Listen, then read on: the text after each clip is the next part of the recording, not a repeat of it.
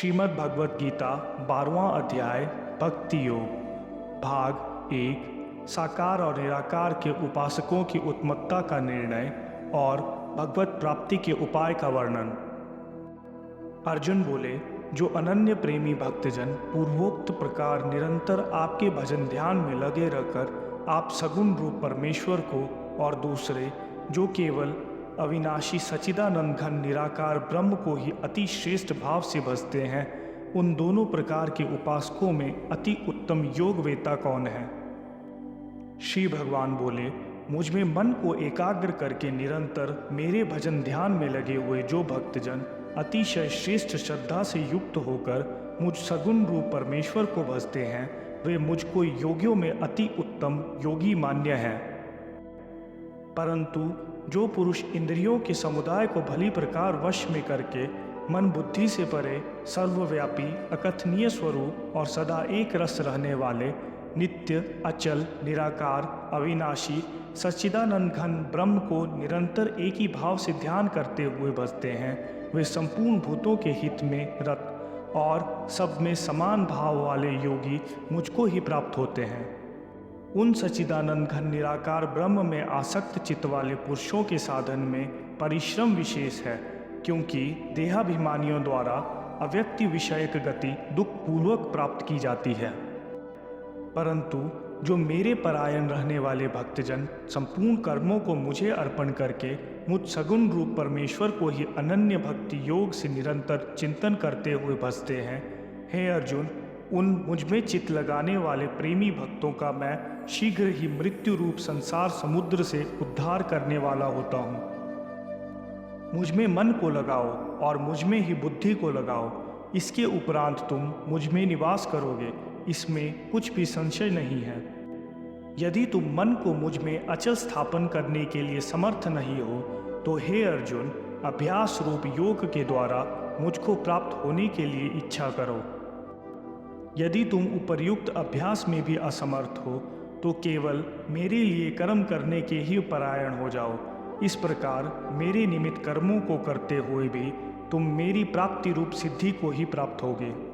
यदि मेरी प्राप्ति रूप योग के आश्रित होकर उपर्युक्त साधन को करने में भी तुम असमर्थ हो तो मन बुद्धि आदि पर विजय प्राप्त करने वाला होकर सब कर्मों के फल का त्याग करो।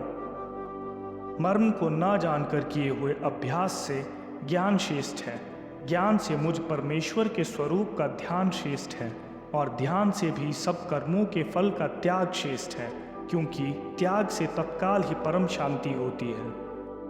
भाग 2 भगवत प्राप्त पुरुषों के लक्षण। जो पुरुष सब भूतों में द्वेष से रहित, स्वार्थ रहित, सबका प्रेमी और हेतु रहित दयालु है तथा ममता से रहित, अहंकार से रहित, सुख दुखों की प्राप्ति में सम और क्षमावान है, अर्थात अपराध करने वाले को भी अभय देने वाला है, तथा जो योगी निरंतर संतुष्ट है, मन इंद्रियों सहित शरीर को वश में किए हुए है और मुझ में दृढ़ निश्चय वाला है, वह मुझ में अर्पण किए हुए मन बुद्धि वाला मेरा भक्त मुझको अति प्रिय है, जिससे कोई भी जीव उद्वेग को प्राप्त नहीं होता और जो स्वयं भी किसी जीव से उद्वेग को प्राप्त नहीं होता, तथा जो हर्ष अमर्ष भय और उद्वेग आदि से रहित है, वह भक्त मुझको अति प्रिय है। जो पुरुष आकांक्षा से रहित, बाहर भीतर से शुद्ध, चतुर, पक्षपात से रहित और दुखों से छूटा हुआ है, वह सब आरंभों का त्यागी मेरा भक्त मुझको प्रिय है। जो न कभी हर्षित होता है, न द्वेष करता है, न शोक करता है, न कामना करता है, तथा जो शुभ और अशुभ संपूर्ण कर्मों का त्यागी है, वह भक्ति युक्त पुरुष मुझको प्रिय है। जो शत्रु मित्र में और मान अपमान में सम है तथा सर्दी गर्मी और सुख दुख आदि द्वंद्वों में सम है और आसक्ति से रहित है, जो निंदा स्तुति को समान समझने वाला, मननशील और जिस किसी प्रकार से भी शरीर का निर्वाह होने में सदा ही संतुष्ट है और रहने के स्थान में ममता और आसक्ति से रहित है, वह स्थिर बुद्धि भक्तिमान पुरुष मुझको अति प्रिय है। परंतु जो श्रद्धा युक्त पुरुष मेरे परायण होकर इस ऊपर कहे हुए धर्ममय अमृत को निष्काम प्रेम भाव से सेवन करते हैं, वे भक्त मुझको अतिशय प्रिय हैं।